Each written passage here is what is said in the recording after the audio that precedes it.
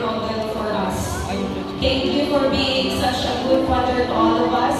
And to all fathers, please, let us always reminded that it is always God who led us into a path to ungodly path, and we thank you for that. And for children as well and wife,